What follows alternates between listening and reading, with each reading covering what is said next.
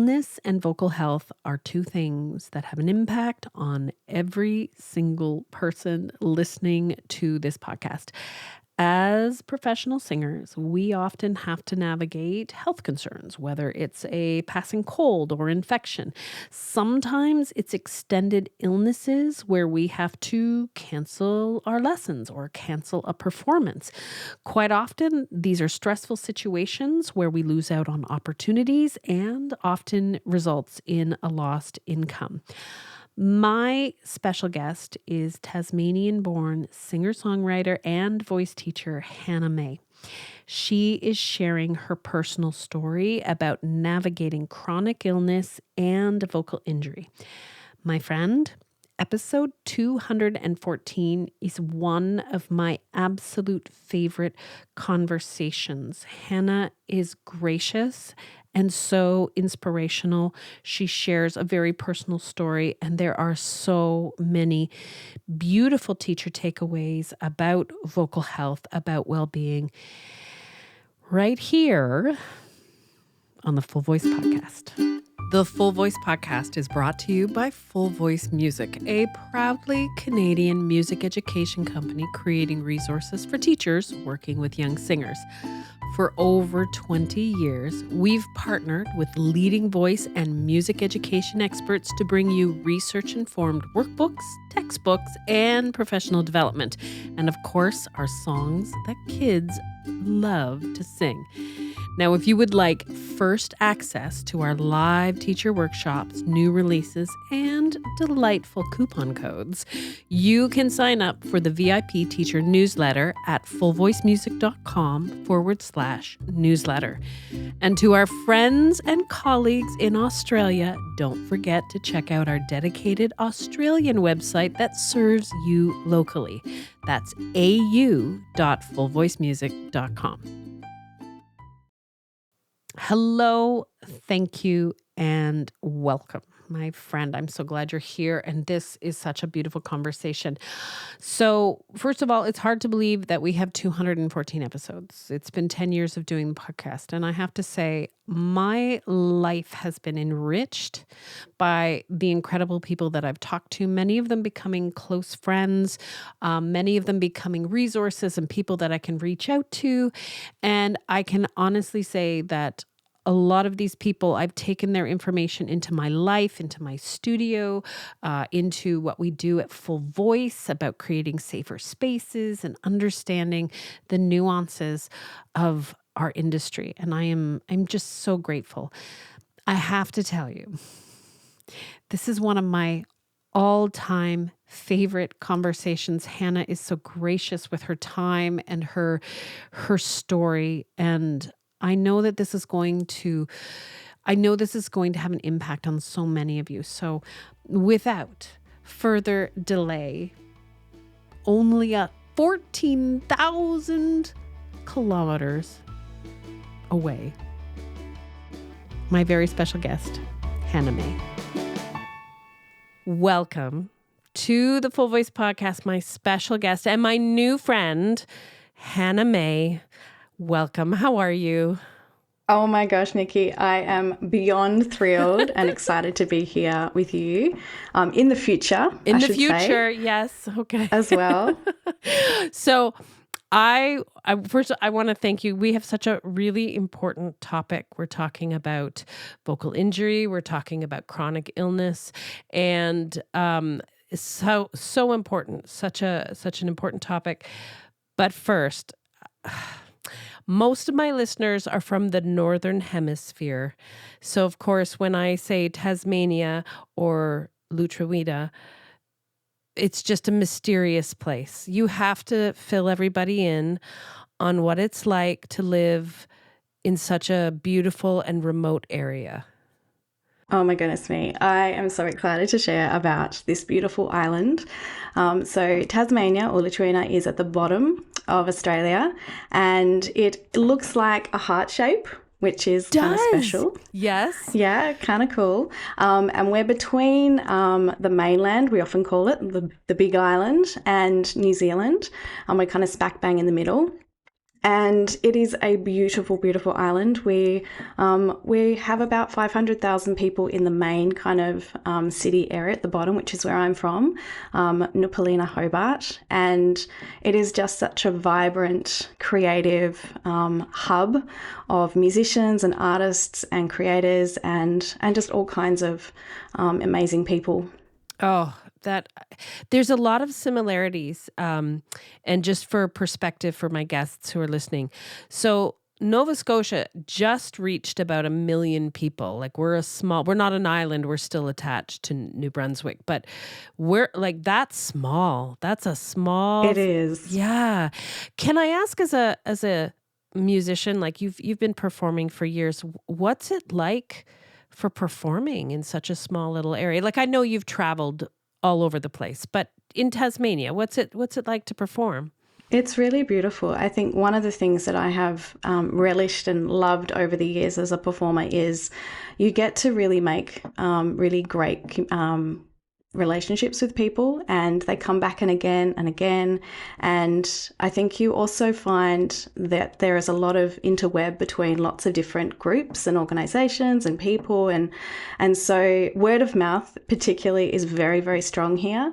But also it's just such a beautiful in terms of nature as well. Like my house is at the backdrop of the mountain, which is the most incredible mountain, and it's just such a great, beautiful place to live and to be around so many different people who, are really value our communities and what we do, whether it's in nature or food or music or arts. And so, yeah, I absolutely love living here. And I'm born and bred. So I was born at the local hospital.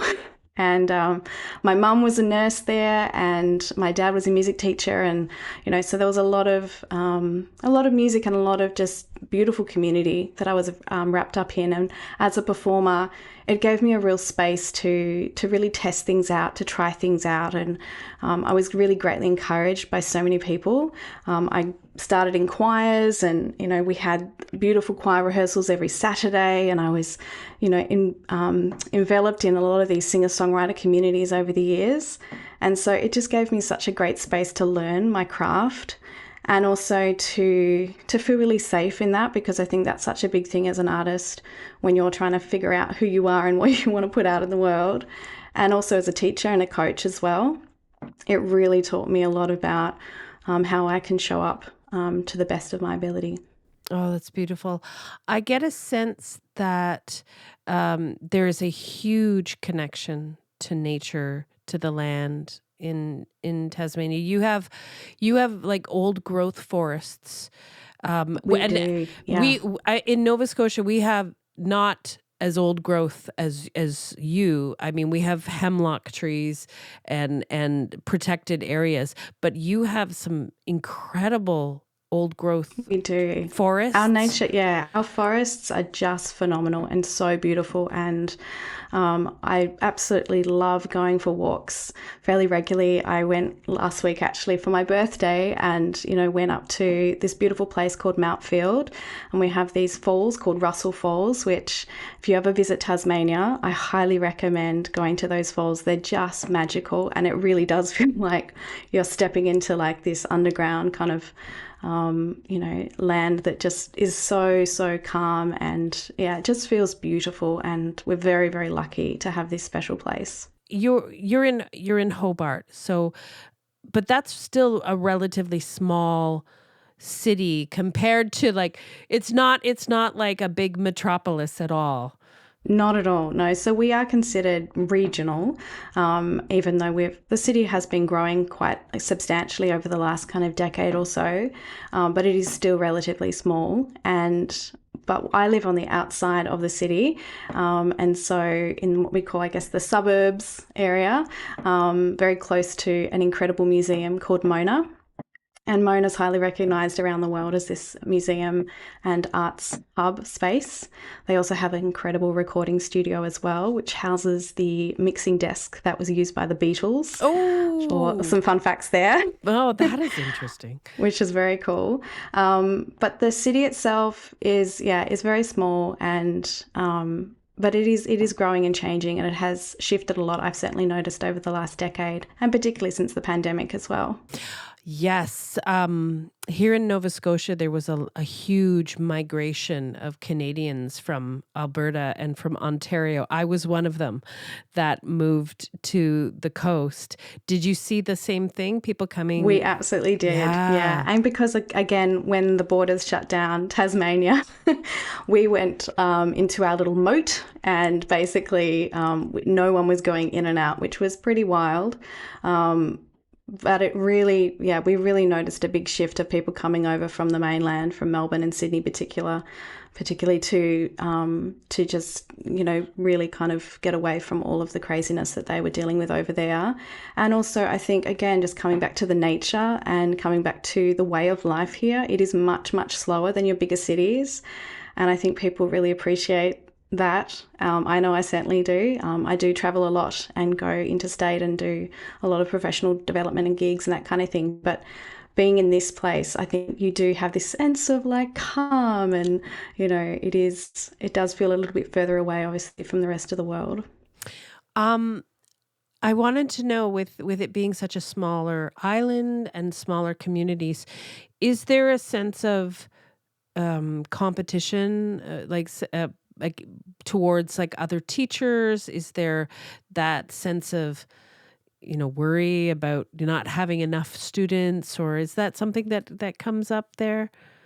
That's a really great question. It's funny. I think I have seen a bit of both, in all honesty, over the years. I think there's, like in any community, there's always going to be some of that kind of light and shade and grey and all of that as well. And so navigating that, I think, can be, has its challenges. But personally for me, and how I've kind of navigated that, and with my value set as well, I've always been, it's about collaboration, and it's about sharing all of the resources that we have and not gatekeeping, and creating community. And there is enough for us all to go around.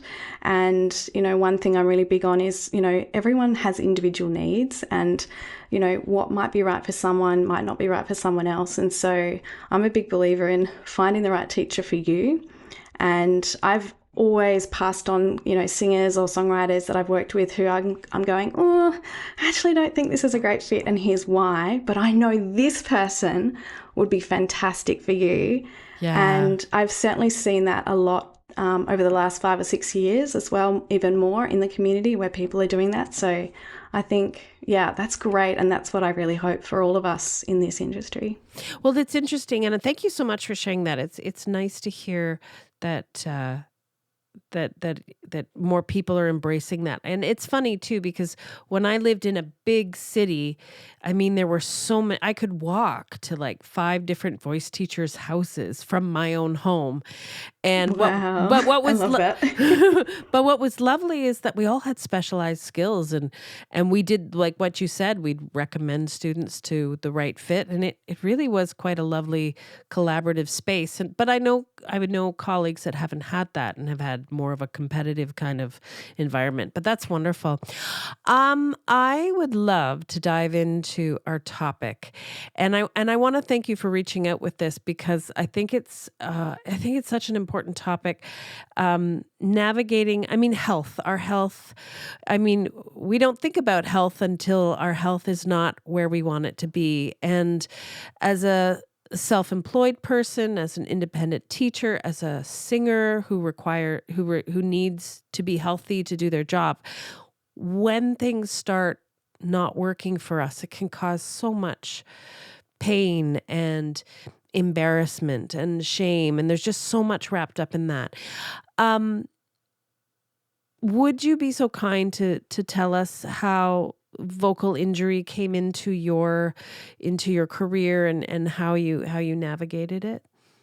Absolutely. This is such a big topic, and I think there's something that I've seen a lot over the last couple of years, is that we are really shifting this narrative around shame and voice injury, which is just so important. And I think one of the things that I feel very strongly in the work that I do is contributing to that in some form.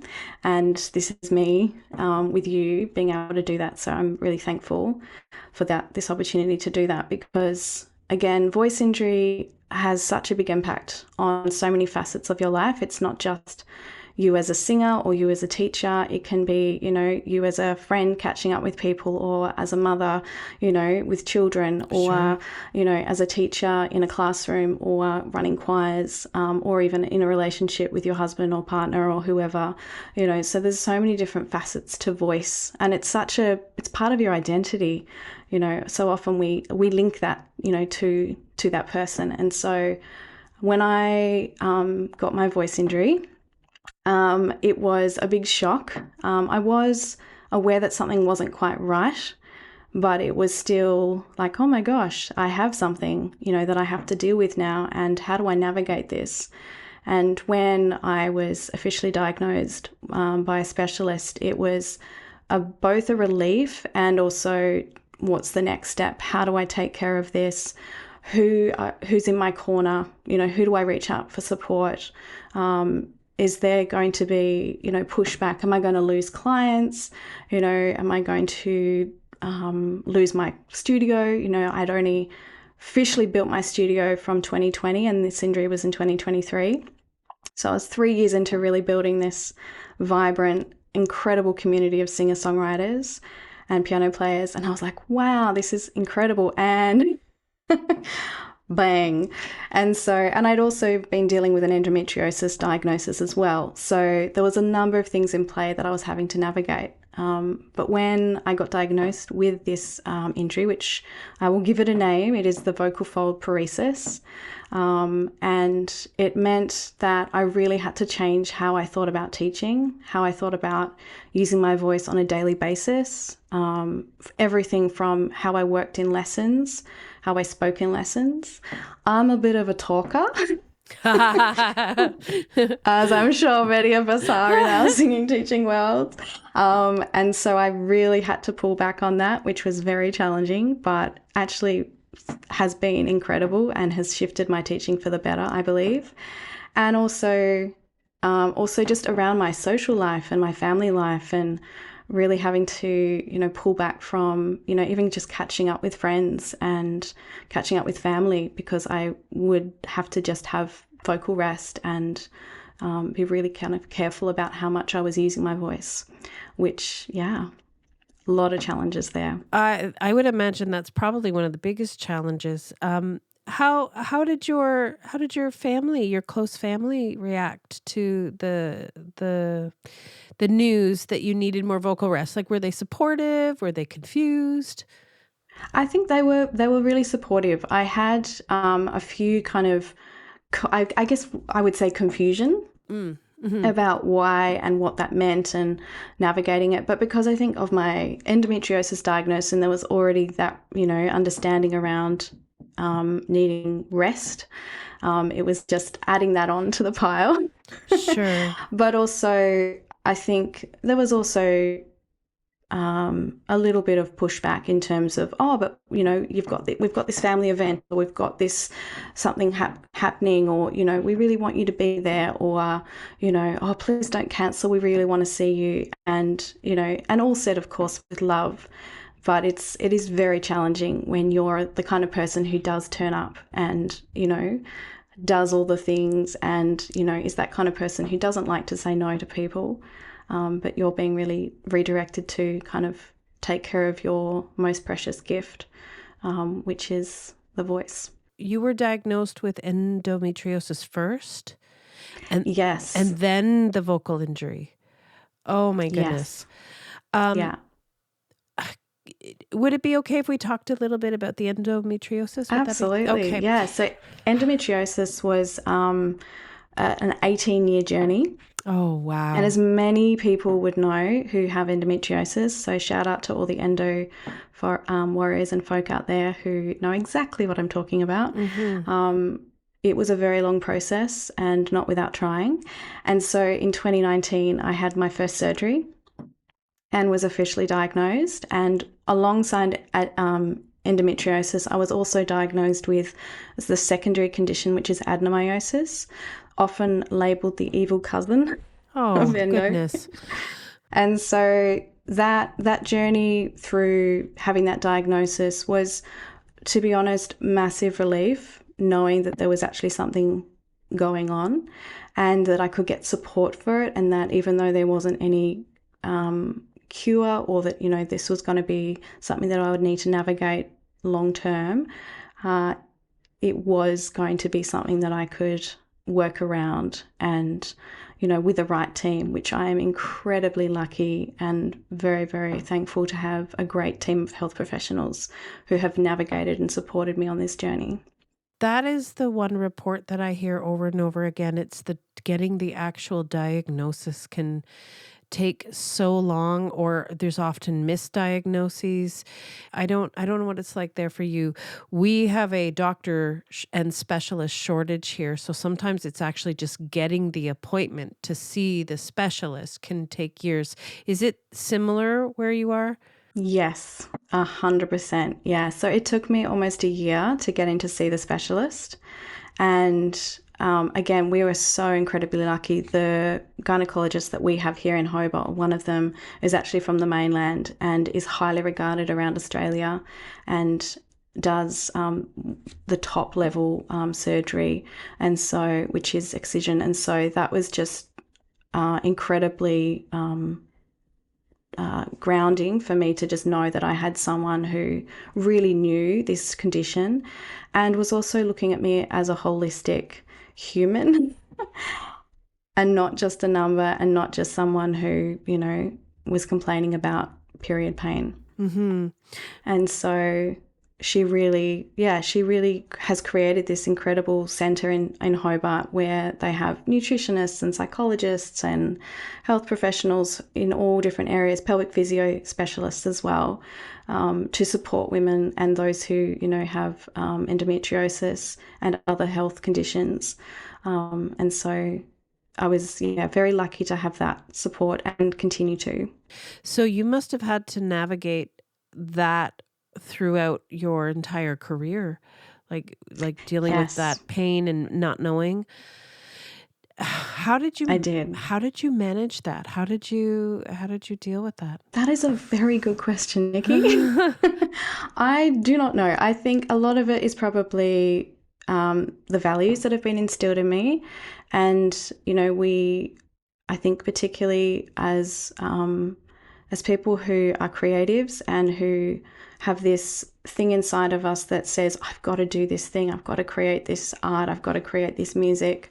And I think it actually really saved me, to be honest. I think music has such power to, lift us up from really challenging situations and, periods of life where things can be up and down. And so I really found that leaning into music, leaning into singing, songwriting, and that whole process, that whole journey, even though it was incredibly difficult and incredibly hard, and there were times when I wanted to quit and just, no, can't do this. This is just so challenging. And I was financially supporting myself throughout all this period as well. And so just dealing with those things that I had to kind of navigate was so challenging, but it also taught me so much about who I am and what I can do and how I can serve and what I can put out into the world. And it's also allowed me to show up in the way that I do with people and create really safe spaces, because I think a lot of people, when you've gone through certain things in life, you maybe haven't had those safe spaces. And so being able to facilitate that and really acknowledge that and know that that's what people need, in different ways, I think has been something that I've learnt through this journey. And I think even though it's been challenging and hard and all of those things, I wouldn't change it. This is so inspiring, and I want to tie this in, and it's a timely conversation. Just a couple of months ago, my guest was Lisa Pinnock, and the topic was about overfunctioning and how we're as creative, kind, helpful people that want to share our passion for music. We tend to push through, not pay attention to our bodies, not recognize when we need to rest. Can you share maybe the moment when you realized that you really needed to take a step back, or you really needed to look at or change? Like when did you realize that you had to change something and work differently? Oh man, there's so many different points, I think.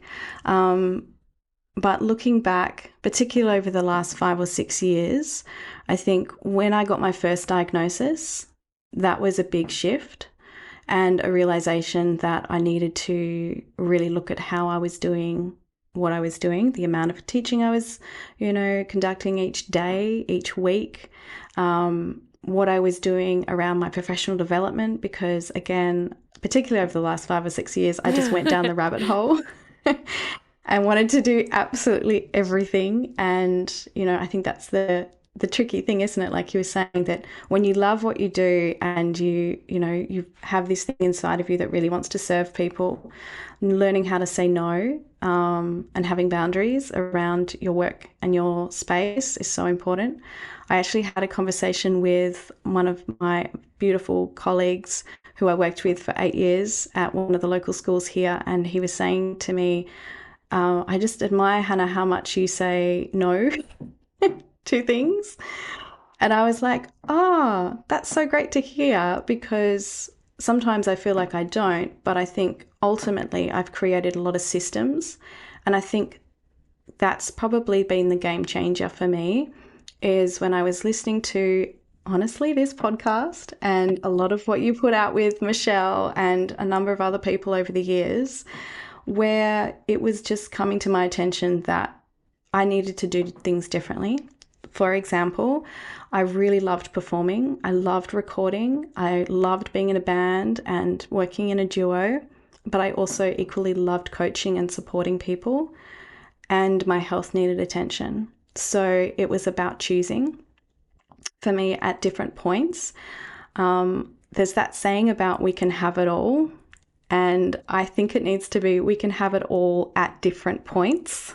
Brilliant. And that way, it feels so much better for us, overall, because it's like, okay, I can't have this thing, or I'm choosing not to do this thing rather now, but it will pop up later. And so that's what I've done, is I've really changed the way that I looked at what I was doing across the year. I take very intentional breaks. You will not hear from me. I will disappear. And in the most kind, generous way. And then I will come back and you will get all of me, 100% of me.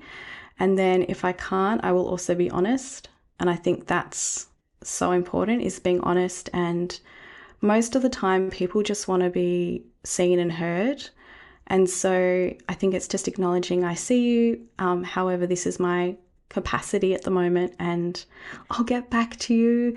Thank you, for reaching out, etc. So that's definitely something I've learned, is just to really show gratitude towards people when they're reaching out, but then also to be, no, these are my boundaries, or the capacity that I have at this point. I love that language, this capacity. That's a beautiful word, right? It is, isn't it? It is a beautiful word, and language matters so much, because everybody talks about, I'm so busy. We use that, we throw that. It means nothing. But when you say to someone, I'm at capacity, that is a kind and very direct way of setting those boundaries. I want to circle back to what your colleague was saying about how they admired you for saying no.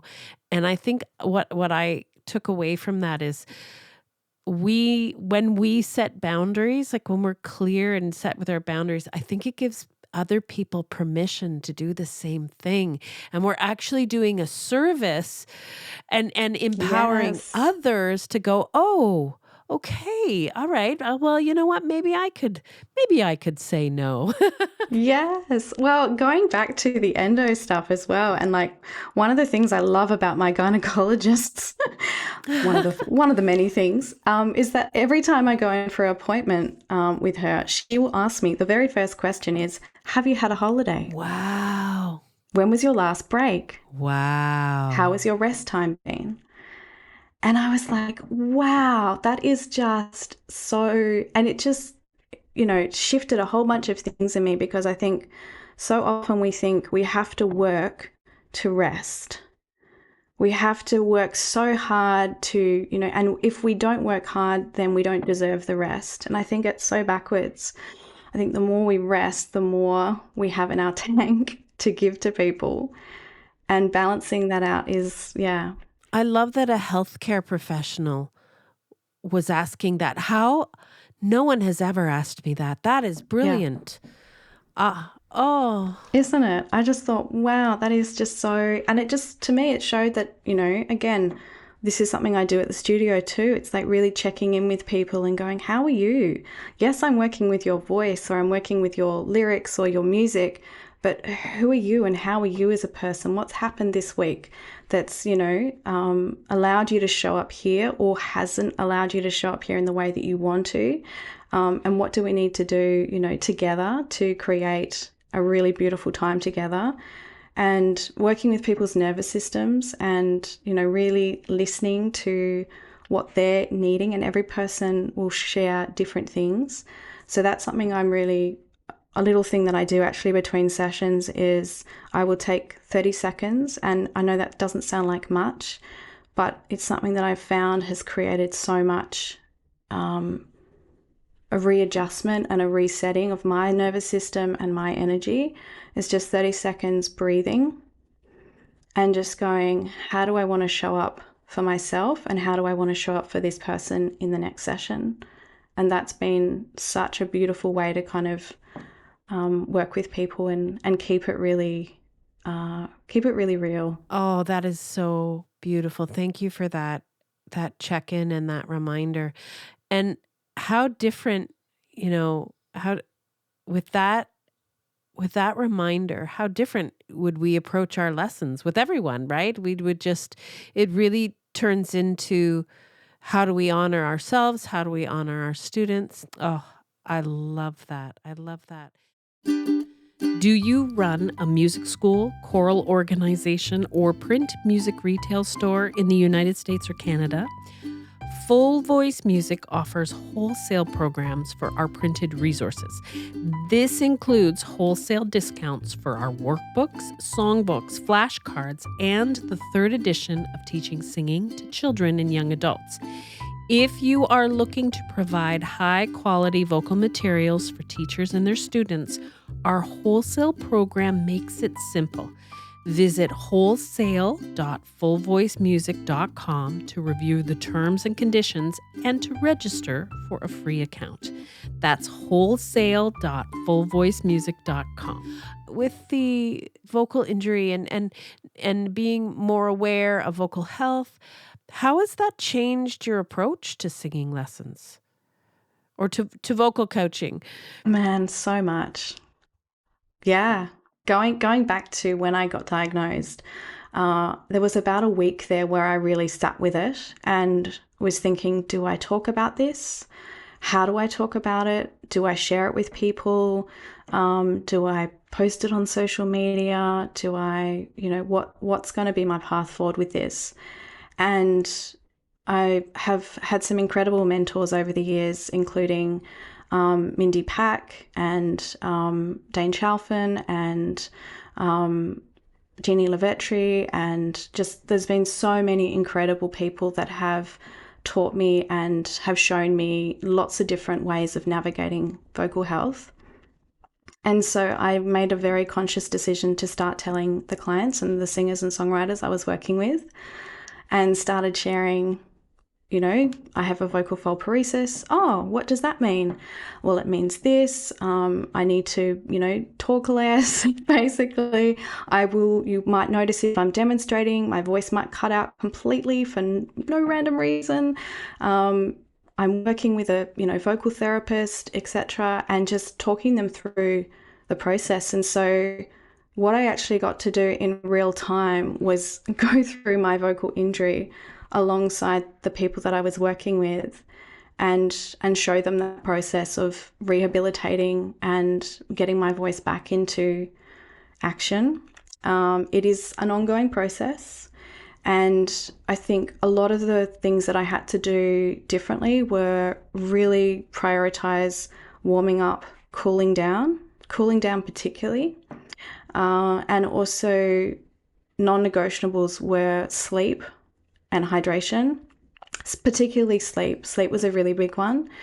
And then also working with the therapist and being really consistent for those 6 to 8 weeks post the scope that I had done with getting my voice back into action. And so it's, I think with a paresis, but also with endo, there is this fluctuations that can happen as well. And so the joys of hormones, the joys of things shifting. I'm now in my late 30s as well. And so the joys of perimenopause are now starting to creep in.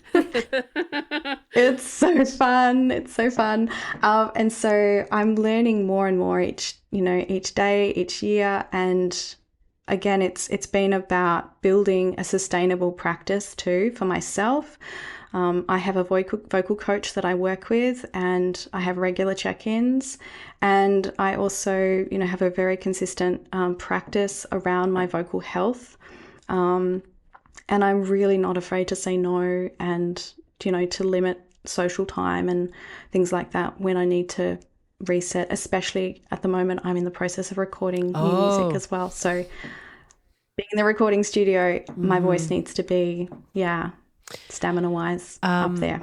I just wanted to share this little story. So my first husband, who is a lovely man, and we're still friends, when I did a lot of session work, and they were long sessions, so quite often I would come home and my voice would be very tired, and vocal rest was very important because I'd probably have to go back the next day. So I just wouldn't talk, as vocal rest.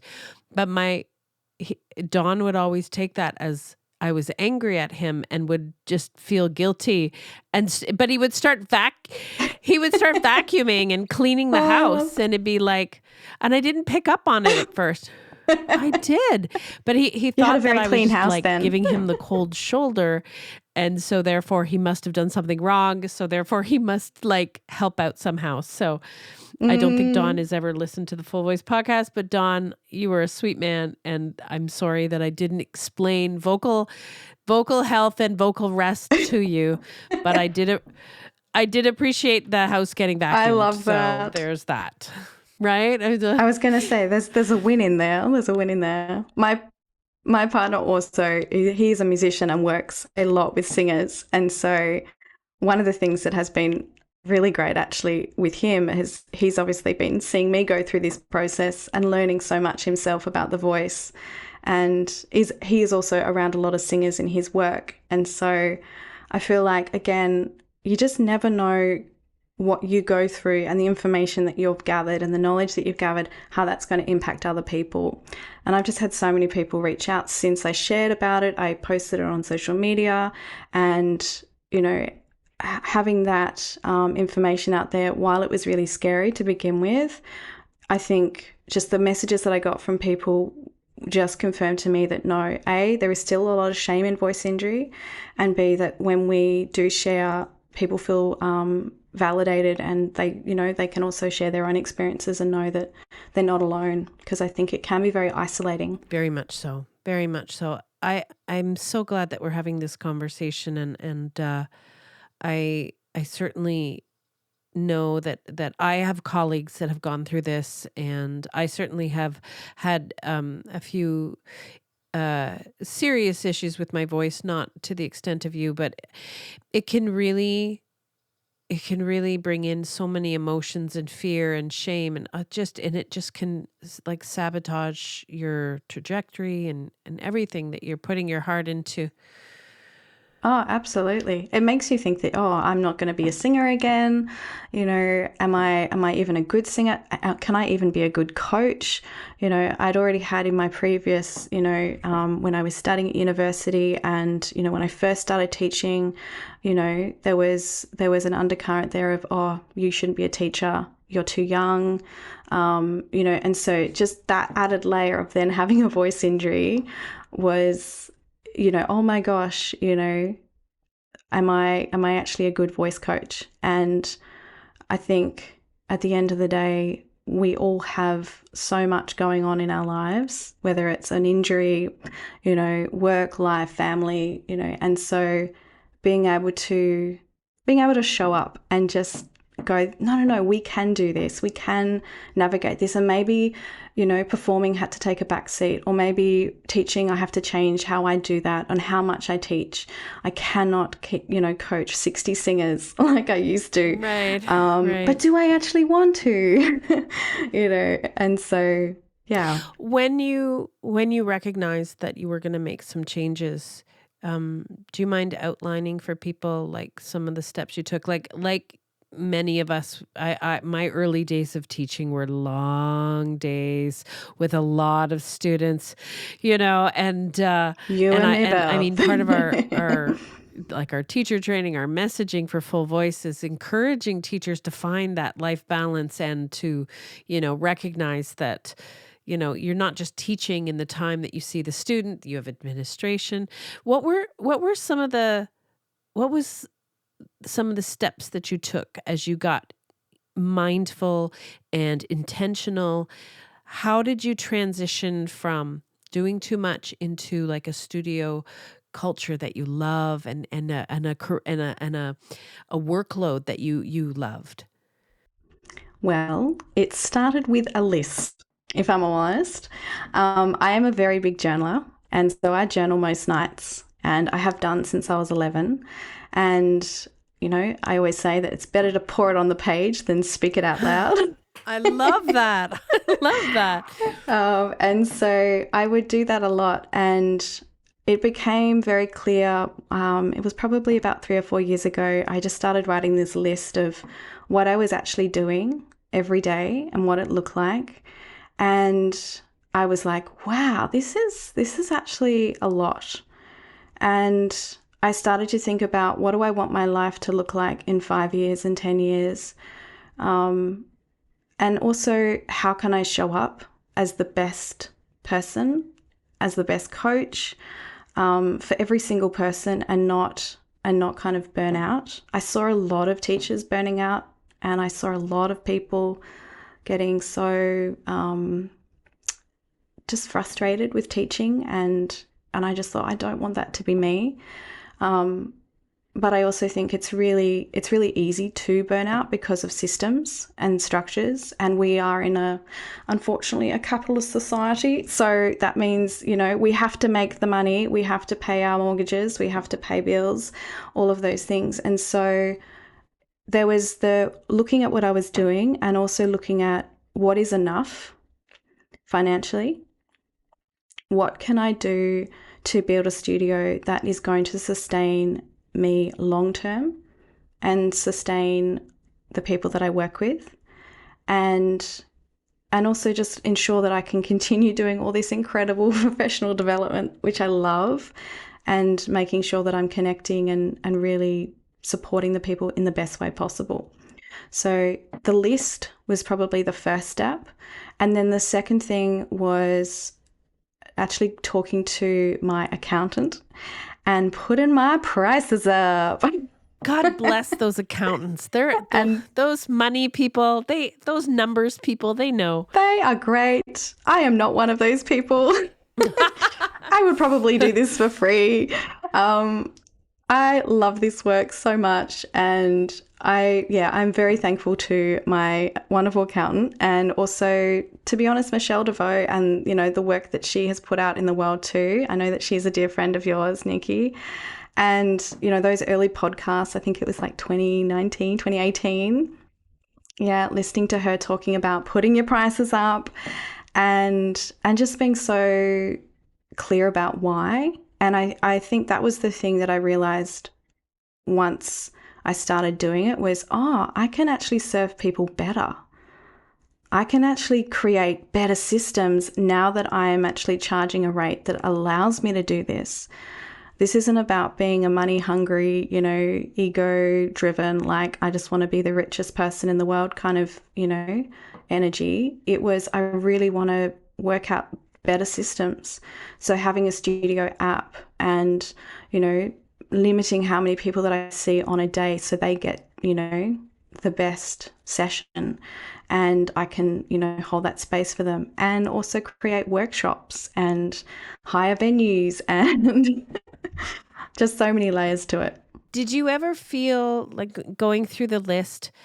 Did you ever feel like what was the hardest decision for you? If you don't mind me asking, like what was like really difficult for you to say goodbye to? Honestly, I think the last thing that I did, which was only not last year, the year before, 2024, was stepping back from working at the local school that I was at for 8 years. That was probably the most challenging thing because I loved being at that school and I was coaching there and I had the most incredible bunch of singers that I was working with, and stepping away from that system and that school was really, really sad and hard and challenging, and I didn't want to, but I knew I had to because I knew what I was building with the studio needed to take priority, and also with my health as well. So the studio, my health, navigating, balancing, I think that's the thing that I've really lent into, is not being afraid to do things. And I will probably be kicking and screaming as I do it. And really like, I don't want to do this, but I know I need to. So that's probably been one thing. And also the other thing, which is probably a side note, but I think is valuable, is really getting clear with who I want to work with, and really building a community of people that are aligned. And I've had to let go of people over the last few years, and that's been really hard and challenging. But also I believe that, knowing what you're trying to build, and also the community aspect as well, and really tapping into people's feedback and thoughts on that has been a game changer. And I'm very grateful that people are so open and have shared their thoughts with me on what they feel like the studio is. I have a feedback form every year. Tell me. Oh, I would like to know about this. This is so helpful. So tell us about the feedback form. This is interesting. Okay, so this is something that I started probably about 4 years ago. I think there was that whole kind of topic about being student-led that was starting to really creep in about 8 years ago. And I grew up with the more of the apprenticeship master kind of model. And I was like, oh, this is really interesting because I feel like I'm already doing that a lot because of the situations and types of teaching that I had been involved in. But I was also really wanting to get honest and clear and direct thoughts from people. And while I was asking for it in sessions, they were giving it to me. I also thought, this is all really positive, which is great. I love positive feedback, but I also want much more clear, like what's not working, and how can I improve this? And so I created this feedback form with a bunch of questions, with a bunch of tick boxes, and it's just been brilliant. So I usually send that out at the end of each year, sometimes at the end of each block, depending on what we've been working on. And whenever I run workshops as well, I have a QR code that I stick on the workshop form, and they scan that, and I just say at literally 5 minutes before the end of the workshop, I'll often get people to do that. And it's honestly so, so important. And while it can be, you have to kind of really sit with your own value system and the ego, and maybe it feels a bit uncomfortable and you're like, oh, but I thought I was doing this right, but now they're saying this, and whatever it might be, I honestly believe it's made me a better coach, and it's really helped me to see what people are actually after and not just what I think they should be doing. Oh, so brilliant. That getting honest feedback, it can be challenging.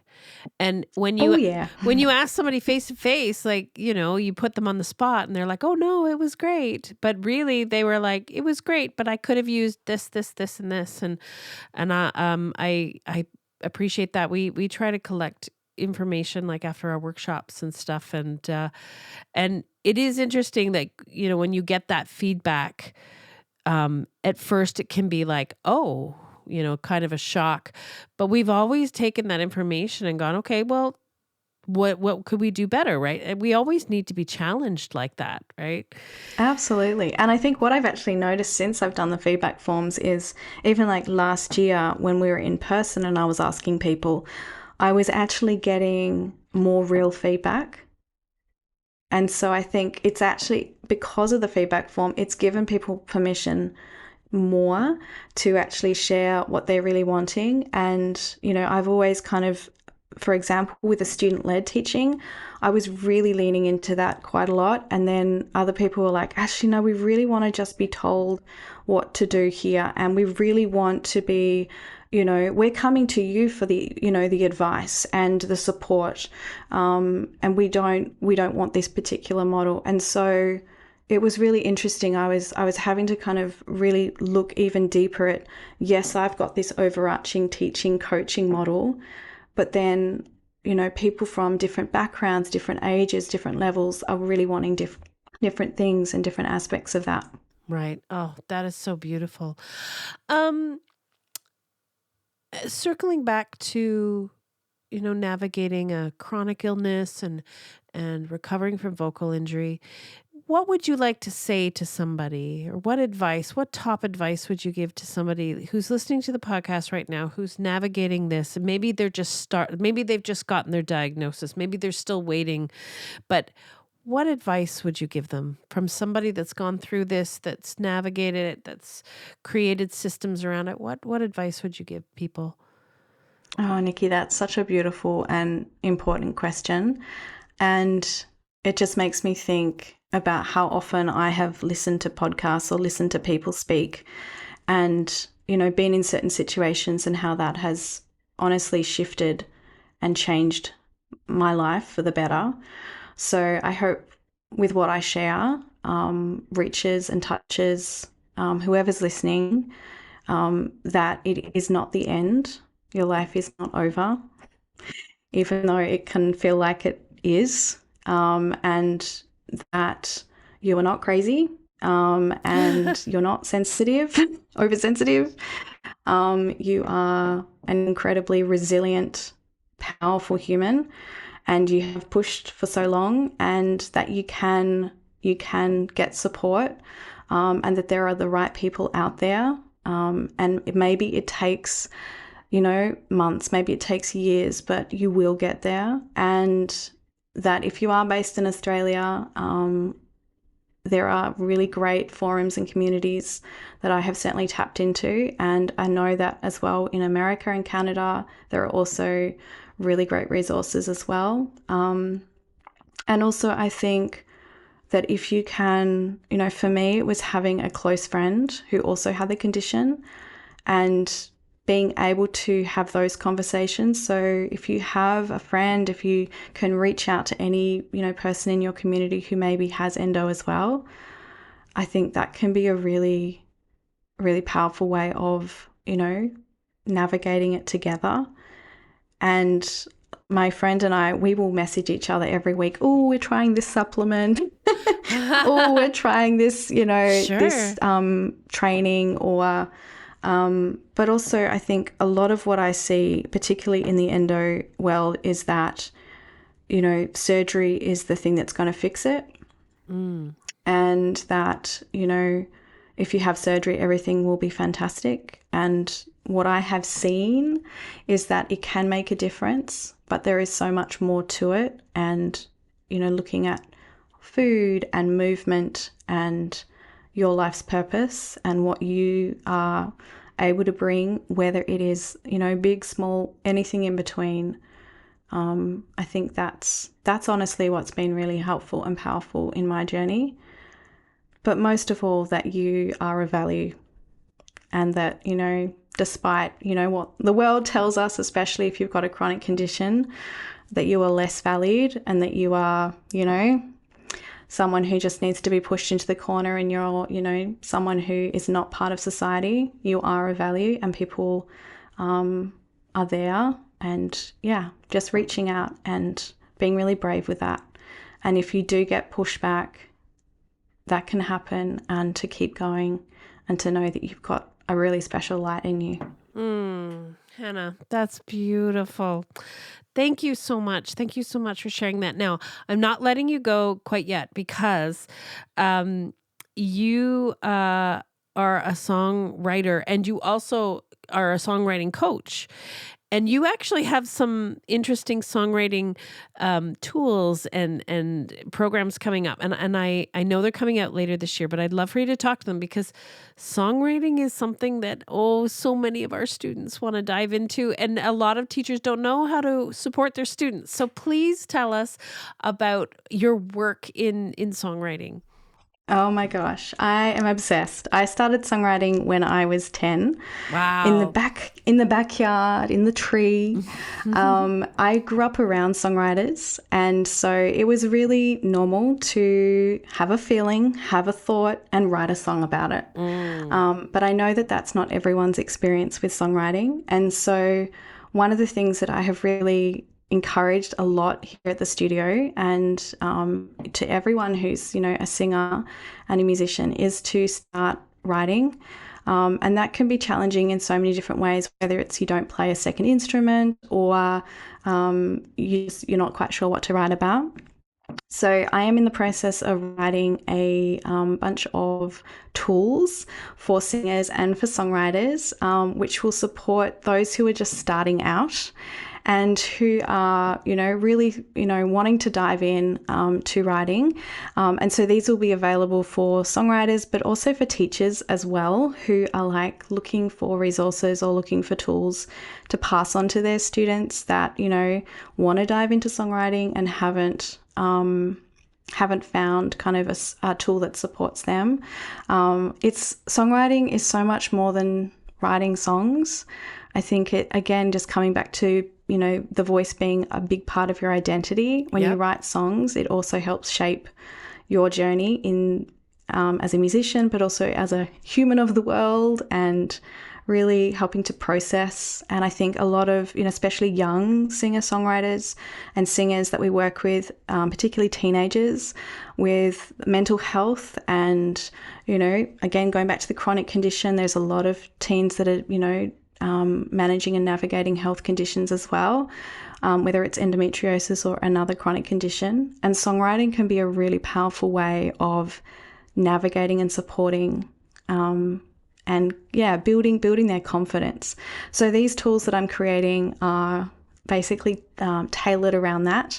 And my deadline is July, so I'm giving myself a deadline. But they've been in the works for about a year, and I am very excited to put them out into the world and share them, and hopefully, really, again, just create more community around being a singer and being a songwriter in this wild, crazy world that we live in. Yes. Can you let everybody know where they can find you on the socials? Because I have a feeling you're going to have some people follow you because they want to know more about this. And that's probably... I would love to. Probably the best way to just keep in touch with you and to learn more about what you're doing. So where can people find you on the socials? So first of all, I just want to quickly add that please reach out. I absolutely love getting messages from people, and whether my story of having endometriosis or a voice injury, or whether it's diving into teaching for the first time, my DMs are open, and I really love chatting to people and supporting and giving any cheerleading if it's needed or support along the way. So I have the public studio page, which is at hm.voicestudio. I'll say that again, at hm.voicestudio. And that is the public page for my voice studio. And then for myself and my music and for other things that I share, it's at at Hannah May Music. Oh my gosh, I can't even say my own name apparently, Nikki. There is also the studio website as well, which is hmvoicestudio.com. And so all the resources will be on there. Oh, beautiful. Okay, so I will make sure to put all of that on the show notes, but I do want to encourage all my listeners, please find and follow Hannah and reach out. I'm excited. I agree with you, Hannah. Our young singers are looking for those creative outlets, but sometimes they just don't know where to start, and they feel like there's a right way and they don't know the right way. And any kind of support and guidance can sometimes just set them on their path, and it can be such a beautiful journey. And they just need that little gentle pat on the back and that little information, and they go, I'm so excited. Yes. This has been a beautiful conversation, and I am truly grateful for you sharing your personal journey and your story. And it's lovely to see that our industry is changing and that there's more conversations about this. And I love that you have made, like, you're living with intention and building a business around what is happening and what is important to you. It's just such a great reminder. You are officially 17,000 kilometers away. Which is wild. Which is insane. It's so far. And it's like, at least... I love that we get to have this conversation across the world. It's just... Across the world. So, Tasmania, Lutruwita is definitely on my bucket list now. Or... Please visit. Or... You could come to Nova Scotia. You could come and hang out and... Absolutely. Okay. All right. Yes, I would love to come. And I just want to say, Nikki, thank you so much for having me for this beautiful conversation. It has been such a privilege to speak with you and to share obviously some very deeply personal topics and, areas of my life, which again, I think can be quite scary and vulnerable, and putting yourself out there and doing this. I'm really thankful that you've just held such beautiful space and asked such beautiful questions, and I'm so thankful for the Full Voice podcast and all that it has done and put out into the world. I know I'm not alone in saying this, that your work has been life-changing and has shifted so many of us in our industry and shaped so many beautiful important conversations around how we show up as singing teachers, as voice coaches, and as people in the world, and creating, safe spaces, creating community and creating connection with not just our local communities, but globally. Oh, thank you, Hannah. Thank you so much. I really appreciate those kind words. And again, thank you for your just being your heartfelt conversation is so wonderful. So my friends and listeners, be sure to follow Hannah, find her, follow her. I have a feeling we're going to follow up probably on a future podcast, because I do want to learn more about your songwriting tools, and I'm sure that we'll be in touch. Now, you're enjoying summer right now. Is that correct? I sure am. We're at about 32 degrees Celsius, which I don't know what that's in Fahrenheit, but it is warm. It is summer. It is beautiful. We've got, lovely, lovely weather here in Ballina, Hobart today. So I'm going out for a lovely lunch after this conversation and to enjoy the beautiful nature. And anyone who is listening, you definitely need to come to Lutruwita, Tasmania. It is honestly paradise, and it is a really beautiful, beautiful place in the world. All right. Well, I'm putting it on my bucket list. Thank you, Hannah. I'm wishing you a beautiful summer, and thank you for sharing your heart. Thank you so much, Nikki.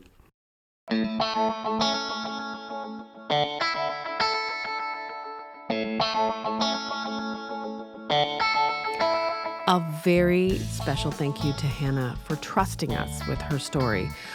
I know that there could be teachers listening who are feeling less isolated because you shared your story. I am so, so very grateful. And to our listeners, I want to thank you for choosing the Full Voice podcast and pressing play. If this episode supported you in any way, please make sure that you're subscribed so you don't miss future episodes. And if somebody came to mind while you were listening, please share this episode with them. Sometimes the greatest gift we can give a friend or a colleague is a reminder that they're not alone. Until next time, as always, I'm wishing you inspired teaching and happy, healthy singing.